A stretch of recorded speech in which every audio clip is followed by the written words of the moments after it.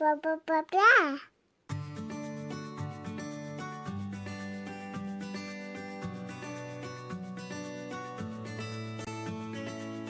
Welcome to the Our Forever Smiles podcast, a podcast created to support mothers of children who were born with clefts and those who love them. I'm your host, Laura Arroyo, and I'm also a mother of a daughter who was born with a surprise cleft palate. I know the challenges you face every day. Whether you have just learned the difficult news of your baby's cleft lip or palate, you're in the midst of pre-op or post-op, or you're an OG cleft mom, this podcast is for you. In a weekly conversation, we will talk about everything from feeding and speech therapy to surgery and school. We'll share tips from guest experts and advocates and even share a little joy in the process. You can listen to Our Forever Smiles wherever you listen to podcasts. Don't forget to subscribe and stay tuned.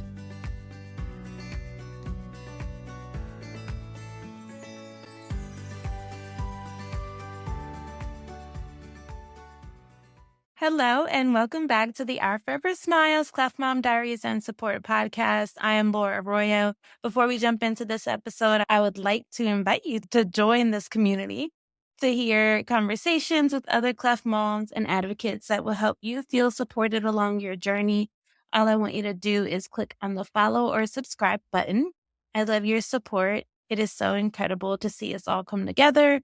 And we're just getting started, and I can't wait for you to go on this journey with us. So please subscribe, and thank you for those of you who have already subscribed. As a note, we are not medical doctors, and we don't intend for you to use the information that we share here as medical advice. We are parents and advocates who love our children, and we are sharing our own personal experiences. Today, we have a special guest on the podcast. First of all, I've seen Toni around.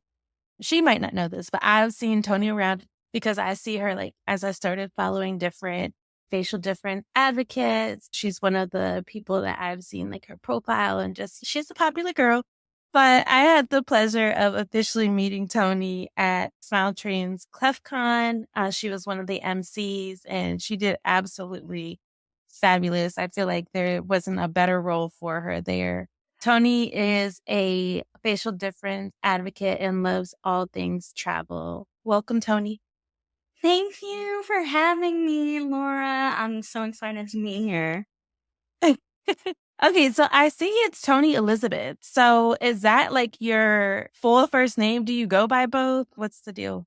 I'm going to give you the really condensed version. I grew up in a household with 3 other Tonys, all men. So my father, my brother, and then my cousin also lived with us. So to differentiate, I was Toni Elizabeth. My dad was Big Tony. My brother was Little Tony. And then we called my cousin by his last name. And as I got older, I was like, no, I like having 2 names. And so I made everyone call me Toni Elizabeth. My entire family calls me Toni Elizabeth. But professionally, no. I'm no, call me Toni. It's fine. Hello, everyone. Sorry to interrupt, but I need a little bit of help. If you're listening to this on the Apple Podcast app or YouTube, you may see a follow plus sign or subscribe button. If you're able to, it would mean the world to me if you could follow or subscribe. That's the best way to support this show. If you subscribe, I'm able to show it to potential guests or different brands. It helps to grow the show and reach more communities to continue building awareness about the cleft lip and palate journey on a global scale. Thank you so, so much.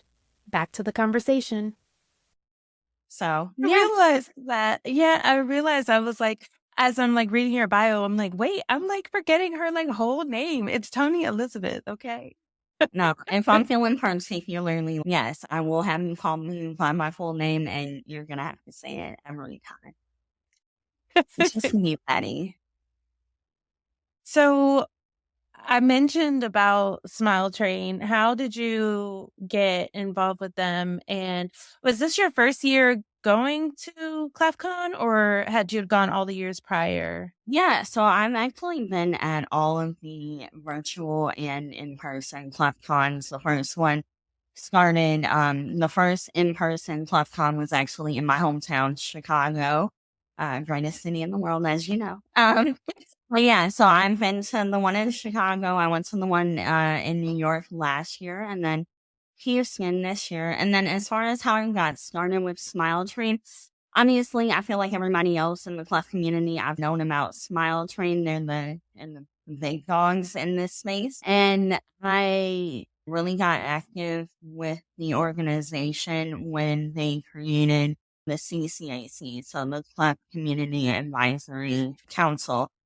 And I think my first year was 2019. And from there, I think I've gotten progressively more involved, which I love.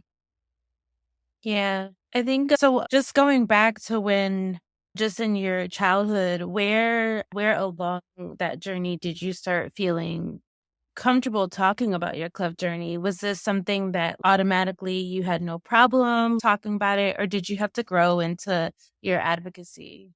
As far as advocacy, I definitely think I had to grow into that, but I think it's for me at the exact same time. So, like, I have in my childhood, I think I was able to, at least I feel like my parents gave me the ability to talk about my differences from an early age and not feel like shame around it. I feel like my parents really empowered me in that way. They gave me like this self-esteem and self-worth. And I tell everybody that now, like, I'm so grateful I had the parents I did. Because life could have been totally different for me, you know, being someone who had a facial difference. And as far as just like now where I'm at with my journey, I see kids on social media who are a decade younger than me and they're just like out loud and they're like, yeah, so what? And I'm like, I wish I could have been that way at 21. Like, I had self-esteem, but I wasn't like, I don't think willingly, yeah, my name's Toni and I have a cleft. Like, no, that wasn't. If you asked me about it, I would talk about it, but just going out of my way, probably not. Yeah. I think obviously cleft has been a part of your entire life, right? Yeah. I think for me, this just became a part of my life because of my daughter, and she's only 2, so I'm a baby in my cleft journey, right? And it's not even really my cleft journey. Right. But yeah, I just think about that too, just in seeing other young people that are really like loud and proud. And I just wonder if I would have the courage to be unapologetic about like my lived experience. Like I don't know, I think it's a really powerful thing for them to just be out there and just like really sharing their experiences and living life. I don't know. I feel really empowered by that. And I hope that other people and other like children that are growing up can see that, right? Like, can see Yeah. us and you and them as like role models to like they can aspire to have that confidence in Yeah, themselves. absolutely. Like, you know, I talk about this all the time. I grew up in a big city. I went to a craniofacial clinic. So all they did was dealing with kids with cleft and even more severe craniofacial issues. And so, but outside of that clinic, I didn't see people in my everyday life who looked like me. And I like remember walking into ClefCon in Chicago being totally taken aback because yes, I've talked to these people online, but I've never been in a room with other people who some are older than me. Like I didn't know what that looked like. Like I'm Yeah. yeah, older, but what does that look what does that look like? And to see like kids younger than me, like it's very emotional, of course, but it's also, like you said, super empowering. And it makes me like the proud auntie when I see 21-year-olds. I see like my girl Aaliyah just like killing it. I'm like, man, if only. Yeah. So growing up, did you have any siblings or are you your mother's only child? No, so I actually have a big blended family between my mom and my dad. I have 3 older brothers. And so I'm the baby. My oldest brother, he's 9 years older than me, and then the other 2 are 14, 15, and 16 years older than me. So large gaps. Yeah. Have you ever been able to talk to your mom about her experience with having you as her baby girl and then also just like receiving that diagnosis? Yeah, so my mom and I actually talk about this a lot, and I think we really started having that conversation after I got pregnant with my first son because I went on the genetic testing. And so, for context, when I was born in 1991, my mom had no idea that I had a cleft lip, had a cleft palate, had a club foot, all of these things wrong with me. And so she got, I guess, the surprise of her life in the operating room when they took her in to do a C-section. She's like, the room was just quiet. And then to add insult to injury, they wouldn't let her or my dad see me for 24 hours. And before they could come down and see me, she was like, they took her into a room, took my dad into a room separately, and they made them watch this video. And the video was pretty much they were brought into a room by a psychiatrist, and the psych was like, hey, watch this video before we take you down. The video essentially was like, hey, when you take your child home, please don't kill her. Please don't suffocate her. Because the prognosis was like really grim for me. My mom was like, they told her, oh, we can't find this part of her brain. She's not gonna make it past the age of 5. If she does, she's gonna have seizures. She's gonna die. Like, all of these things before my mother ever laid eyes on me. And then she said they brought her down. And she's like, I fell in love immediately, and I didn't care. She was like, I didn't care if I would have you for 1 year, 2 years. She was like, I just knew I was going to take you home and love you. And she was like, I never tried to hide you. Yeah. Yeah. Wow, that is absolutely powerful. I think I was reading, there's a book, it's called Choosing Ourselves, and it's about a mother. It's a memoir that's written with a mother and son, and she shares her experience about his bilateral cleft lip and palate, and just like her experience with that. And he also shares his experience, his lived experience. And it's almost like the way that they did things in that hospital as well. And this was the 70s. She said when she gave birth to him, they pulled him out, and she said the room was like so quiet. And then also she said that they took him away. Like, they didn't really allow her to see him and to spend time with him for a long time. And she said she remembers them injecting her with something that made her go to sleep, like a sedative, or like they sedated her. And after a while, like, one of the nurses flipped up and said, oh, we're going to give you your happy pill. And she's, what is that? What is this? And basically, in a nutshell, it was like, we are afraid that if you're flooded with these real emotions, that you're going to do something or you're not going to be well. And so they were like involuntarily, this is 70s. So they're like involuntarily just like injecting her with drugs. But yeah, I can't imagine that being my experience now. And I'm sure that when you think about it, you probably get having your own child, if you can imagine what she went through, right? Yeah. Yeah. I cannot imagine. I'm like, when my swearing for the first time, I was just like, what? And I don't know if you remember, but we were having a conversation at Club Run, and I was like, I said something to the effect of, if my mom ever sees that doctor who gave her that news in passing, like, how can my mom? It's like, because, and like, my mom is 71 years old, and like, she can quote that verbatim, so you know that stuck with her for 32 years. Can't imagine. Yeah. Yeah. I just get like thinking about that. And then, so did she ever talk about bringing you home and what that was finally like, and when she felt some relief about what your life was going to actually be like? So I know that when she brought me home, all of my brothers, my cousins, we have a big, very close-knit Caribbean family. So when she brought me home, everybody was like fawning all over me. She was like, it was really ridiculous. All the attention you were getting. And then when I went in for one of my first major surgeries, she said my cousin, who I'm really close to, she was like, she cried all night and begged my mom not to get me fixed. Like, begged and begged, and she was like all over herself. And my brothers were like, why does she have to get fixed? And my mom's like, hush. trying to explain this, and they were just like so upset with her for getting me fixed. Yeah. But as far as what my life looked like, I can say this about my mother and my father as well, even though he's deceased. They always made me feel like I can do anything. There was no limit to what I can do, despite my differences. And I think that's the most important takeaway from my parents and just growing up different and having to do all these surgeries. They're like, so, and my mom's big thing was, it can always be worse. It can be so much worse. You don't even understand how blessed you are. And so I never got to do the woe is me. It's my mom taught me resilience from a really early age. Okay, another surgery. It's okay. This too shall pass, and it will. Yeah. Yeah.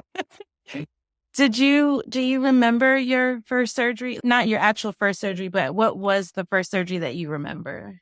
Oh, I think one of the very first surgeries I remember was either my eye for some reason. I don't know how it's related, if it's related, but so I was born with bilateral cleft lip and palate complete. I was born with middle ear issues. I had eye drainage issues because of a lazy eye and then also a club foot. So everything's kind of that could be an abnormality or an anomaly like I got. And one of the first surgeries I remember was getting my eyelid fixed. I had to be 5 or 6, going to school with a patch and stitches on my eye. I remember feeling like a pirate, and kids asked me what's going on? And I would show them and they would be totally freaked out. Did you have any fear in after the ones, because I guess once you have a recognition or that perspective of, oh, I'm different, I'm having these surgeries and other kids aren't having these surgeries, do you start to develop some fear of the doctor or anything hey, I know that I'm different? You know what? I didn't realize I was different until someone else told me I was different. Even with all the surgeries, it never occurred to me oh, you look different. Naturally, you don't see what everyone else sees in the mirror. But I didn't know I was truly different looking and outward appearance was different until someone else told me. And I never got the fear of the doctor because I had been with my team since birth to 18 years old. So they were like my other family. And everybody was under one place. I saw my orthodontist, I saw my plastic surgeon, my ENT, everybody was right there. So I feel like that was both a gift and a luxury. Yeah. How many surgeries have you had? In total, obviously, discounting having my children, 24, 24. Yeah. Wow. Sometimes when I have these conversations and stuff, that's a question that I typically ask is, how many surgeries have you had? And it's always, I remember when I first heard that number, in the double digits, I'm like, but there's just no way. What are they operating on? What? Yeah, no, because a lot of it is also, all right, you've had rhinoplasty. All right, and this is your second round of rhinoplasty. All right, we're doing a revision and revision. So I've had 4 rhinoplasty surgeries. My most recent being this past April. I've had bone grafts. I had the surgery to fix my club foot. I've had multiple rounds. Why am I drawing a blank? Ear tubes? Ear tubes. I was not AirPod. Ear tubes. I've had multiple rounds of that. I've had septoplasty. I've had double jaw reconstruction. Oh, fun. Oh my goodness. That's, I guess, what's the easiest one? And then what's the worst one? I don't ever want to have to do this ever again. All right, yeah.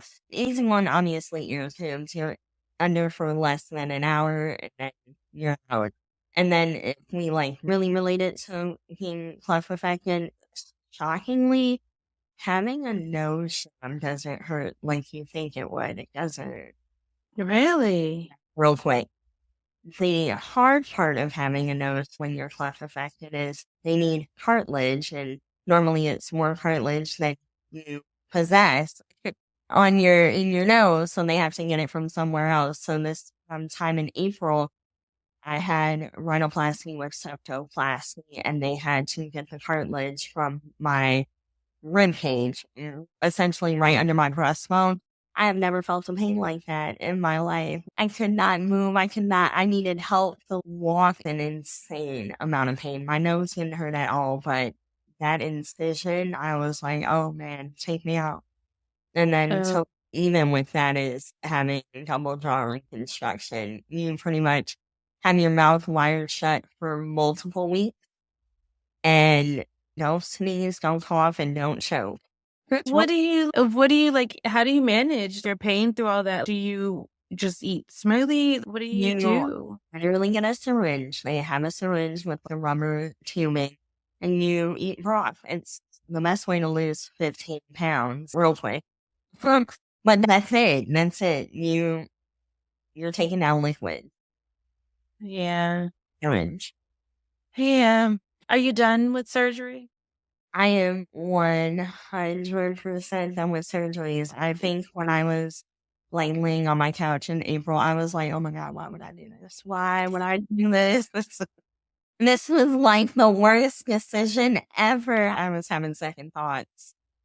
Yeah. Are Yeah. some of them option like, or is it some of it? No, probably all of it is like essential to the quality of your life. So I hate to describe it as like Cosmetic. cosmetic because, but or is some of it like optional or just to have like refinements and that type of thing? I think if you were, for me, when I look back at it, I don't think any of it was optional. I think it was all like building toward being, Mhm. as in my case, as symmetrical as possible. I think every surgery kind of served a purpose. And with this last one, while I may feel like it was more so vanity than medically necessary, I think my surgeon would disagree. While I wanted more symmetry and I knew like maybe it could happen for me. He was like, no, he actually came with a plan of action. He's, no, we're gonna make sure you can breathe better. We're gonna open it up. I was like, yeah, but what is it gonna look like? Fine. And he's, okay, well, we're gonna open it up and I feel like you'll get better quality of life. And I'm just like, sure. And he's like feeding into my ego a little Yeah. So bit. is it based on what I've learned and talked to people about, it's your palate that really affects like your breathing and eating and that sort of thing. And is that like a lifelong thing that you got to deal with or? Oh yeah, I was definitely the kid that was like, "You guys want to see a magic trick?" And then Oh. one chocolate nose nose. Um, but like I have had palate repair surgeries, and obviously with the advancement of the NAM device, like babies don't even have to. They still have the palate repair surgery, but it's a lot less invasive because they have that non-surgical. They have non-surgical methods and when you're a baby, the tissue is a lot more like malleable. Whereas like me at 32, like I'm not going to go back and into a palate repair. That would be so invasive and probably worse than the jaw reconstruction at this point. So I guess the option for me that I'm exploring with my surgeon is to do a series of injections. And what the injections are. I don't really have those details yet, but I have seen someone else in the CCAC do it. And it's going to improve things like speech, close the hole or make it smaller that still exists in the top of my palate. So that I'm hopeful for. Yeah. Did you have to have like extensive speech therapy? Oh yeah. Um, Yeah. what was that? What do they work on when you are going through that? Yeah, so I had speech therapy for pretty much all of my formative years, from the time I entered grade school. So from like kindergarten to probably my 8th grade graduation, I had speech, and I remember for me, my pain points were like words that started with ST, and then when you add an R in, oh my God, it gets really convoluted. So then I remember doing my speech exercises and always focusing on that or saying any of the words 67, like, and so that was pretty much, yeah, 8 years of my life. And I even considered going back to speech therapy when I went to the cleft clinic with my current team, and I did a whole evaluation. I'm like, guys, I think I can benefit. They're like, no, you're very articulate. Like, we went through a whole like nasal, like a nasal scope where they put it down, put it through your nose, down your throat, and then make you say certain letters and words, and they watch, and they're like, no, you're fine. Yeah, I just recently heard about that too. I didn't realize that they go like that in depth. Giselle, she was born with a cleft palate. Giselle's my daughter. And so that was something that like they had always shared was going to be a part of her journey, like that she was going to be in speech. So when she got evaluated the first time, they were like, we don't see any problems here. So you can bring her back when she's a little bit older. And my thing was like, okay, like, cool. I feel like y'all don't understand what I'm saying, but I'm gonna bring her. I'm gonna bring her back. And when I did, they also told me again, like Laura, she's like making all the sounds that she needs to be. Everything is like age appropriate.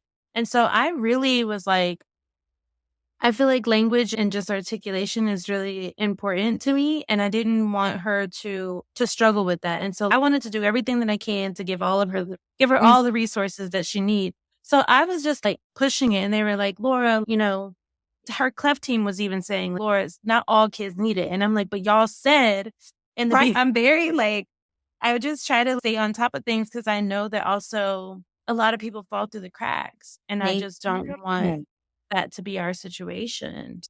I think it's especially true when you are, so in your daughter's case, in my case, my mom handled all of my like appointments and arguing with insurance companies. Like, I was living the life. I didn't have to worry about anything. And then, suddenly I'm 24. I no longer live at home. She's getting ready to retire. So she's kicking me off her insurance.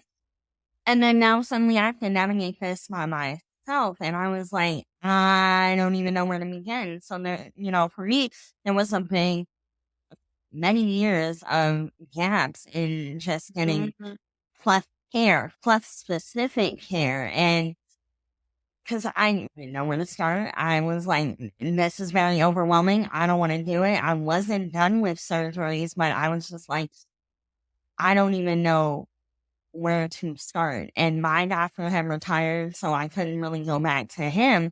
So it was just like starting fresh. And that was such a hard thing to navigate by myself. And I think I'm not going to go into a whole rant about politics and legislation, but there is a large gap between people who are cleft-affected and from their childhood to adulthood. And I feel like that needs to be better addressed because you have all these adults who, want to have surgeries but are only finding pediatric surgeons who specialize in cleft. And this is a ongoing thing. I never thought about that. And I think that's so true because where would you go? I feel like even at ClefCon, maybe was it at ClefCon or did I speak to a surgeon? No, it was at ClefCon. Yeah, it was at, I forget her last name. I keep calling her Dr. Laura because we have the same name. So that's what I remember. But she mentioned at Texas Children's, you can come see us. And if you're adult, I can't see you. They have someone that they can maybe refer you to. But I didn't really think about that. Like if you do have some lapse, say you move and you're an adult, who do you call? Yeah. And it's really hard. And so for me, after I left Chicago, I was living in Missouri for 2.5 years. I think I did one search for a cleft doctor, and when I didn't find it, I was like, okay, search is over. And so I didn't seek out anything. And it wasn't until I went to ClefCon in New York City, where I met the woman who was the coordinator for the clinic that I go to in Baltimore. And she was like, yeah, we see adult sex. Yeah, that's totally fine. And I was like, okay, because all of my other experience, I've been the oldest person in the room. Like, Wow. my longtime surgeon, one last time before he retired, I was seeing him at a pediatrician's office. And so I was over the age of 20 at the time. So I was like, awkward. Yeah. So yeah, it is. It's so hard. And I don't really think it should be. Yeah. What should people look for? I guess if you had to do like a Google search or something, like what should people, So what would they type in, I guess? I think if you're in a larger city, yeah, you're gonna have a bit more liberties options, if you will. If I were doing a Google search, I would probably type in or cleft surgeon, and you want to make sure they have that cleft specialty because rhinoplasty and cleft rhinoplasty are two very different things. And I think it's always worth doing your due diligence because I too have had experiences where the doctors, yeah, I can handle cleft cases and did not have a cleft specialty. Yeah, I think just being able to do your due diligence, cross-checking with reputable websites like Smile Trade and the American Cleft Palate Association resources for sure. Yeah. I think, because I think the thing that we run into too, the thing that I was hesitant about with speech is the first evaluation that I went to, I felt like I was explaining more about her cleft, the reason why we're here. And I like hate that bothers me so much. I'm like, what? Do y'all not learn about this? This is one of the most common anomalies. Yeah, exactly. Like here I am teaching you the doctrine. That's crazy. Yeah, it's so wild. So don't go anywhere where you have to be the teacher. Don't Yeah. leave. Get up and leave immediately. I love Giselle's dentist because I have this video. She got her first like dental exam, and he was telling me, hey, time for her to start going to a pediatric dentist. And I said, should I mention her cleft and stuff like that? He's, yeah, you should mention. And I said, sometimes I feel like I have to over explain things. And he's, if you feel that way, just come back here. Yeah, no, get up and leave. And I feel like that's a luxury not too many of us exercise or not often enough. Get up and leave. Yeah, that's what he Literally. said. Hey, no, I mean, do not let those people touch you. Get up and leave. He said, you should come back here because they should know. They should. And like you said, it's one in 700. Like, it's very common. Get up and leave. Like, they are not the dentist. They are not the person for you. And that's okay. Bye. Yeah. And I think also we forget that we're spending our money. Like we're essentially like customers. Yeah. Yeah. They have That's so much. literally what I had in one of my panels. And I'm like, this is like a job interview. Interview them. Ask questions. Don't be afraid to meet the difficult patient. My last surgery, and I can quote this because I have that bill sitting on my table, was $40,000. I am going to ask you every question that comes to my brain, all right? Because that's $40,000 in my face we're talking about. I don't care how you feel. Yeah. It's so funny. My fiance Tyrone, he always tells me, he jokingly with Giselle, he's like, that's a $25,000 palette, girl. No. Use that thing. Dental parents can be like, my mom literally used to call me her $1 million baby. And I would be like, why? And she was like, because you've had over $1 million in surgery. And so like, she would be like, don't touch that face. She would tell anyone, Toni will be fighting. That's $1 million face right there. So, yeah. I Nothing. love that. You talked a little bit about the panels that you did for at ClefCon. What were the topics that you spoke about? Yeah, so this year we did navigating cleft care as an adult because it's hard. And then in years past, I've done like dating with a cleft. And I think my first virtual panel was feeling othered because of your cleft. So I'm gotten around the spectrum.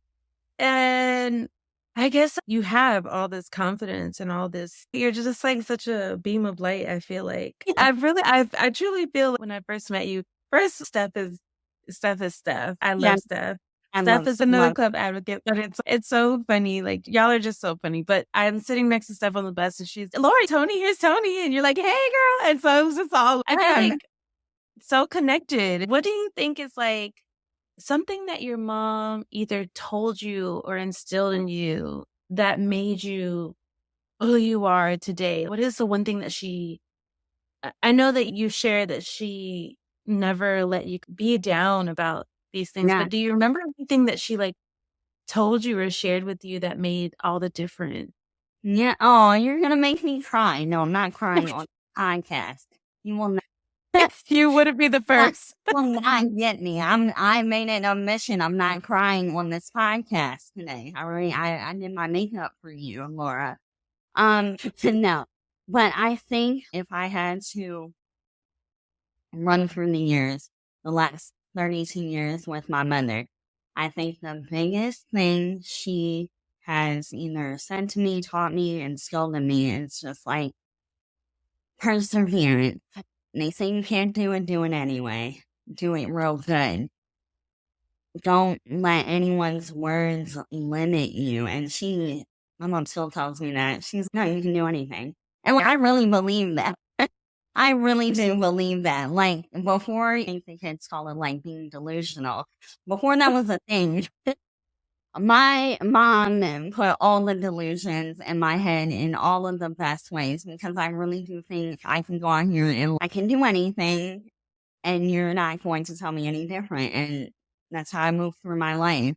I think everything that I have either accomplished or built for myself, that's the testament. I told you earlier, I wasn't even supposed to be here because I was supposed to be long gone and out of here at the age of 5. And I'm 32 and have accomplished so much. Like, I was supposed to have a learning disability. I'm a college graduate.